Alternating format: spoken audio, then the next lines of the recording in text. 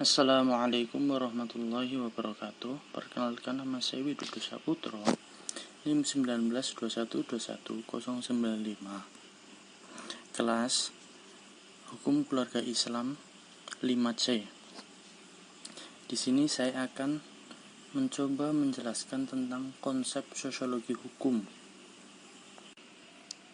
Yang pertama, hukum berfungsi sebagai sarana sosial kontrol atau pengendali sosial.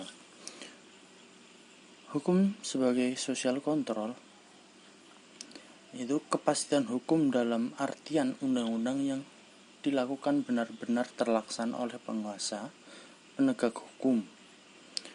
Fungsinya yaitu masalah penginteraksian tampak dominan.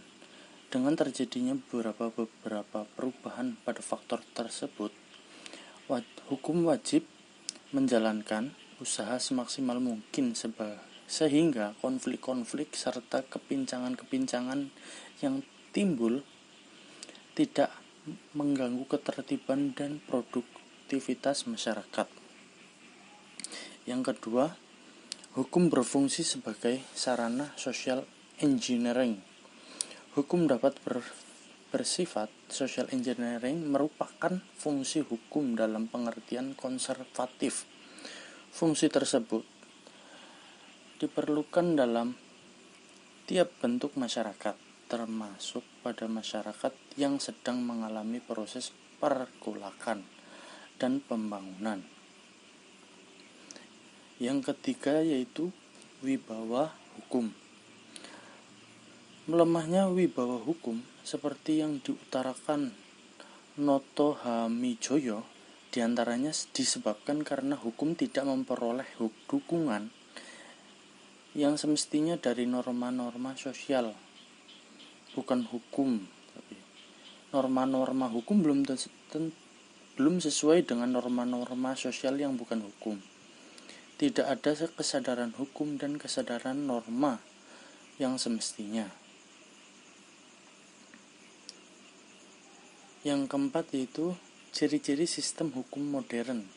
Sistem hukum modern haruslah merupakan hukum yang baik, dalam artian hukum tersebut harus mencerminkan rasa keadilan bagi para pihak yang terlibat atau diatur oleh hukum tersebut. Hukum tersebut juga harus sesuai dengan kondisi masyarakat yang diaturnya saat ini. Hukum tersebut juga harus dibuat sesuai dengan prosedur yang ditentukan.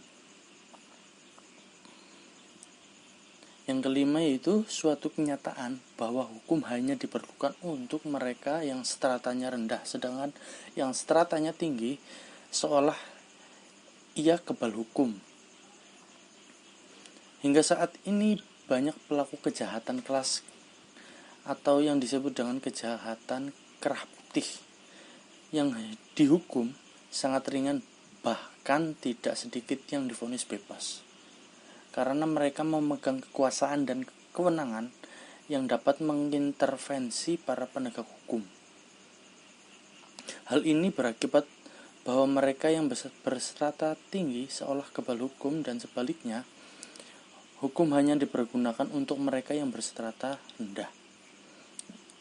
Yang selanjutnya, efektivitas hukum dan peranan sanksi merupakan naskah yang berisikan sorotan sosial hukum terhadap peranan sanksi dalam proses efektivitas hukum. Yang selanjutnya itu kesadaran hukum dan kepatuhan hukum.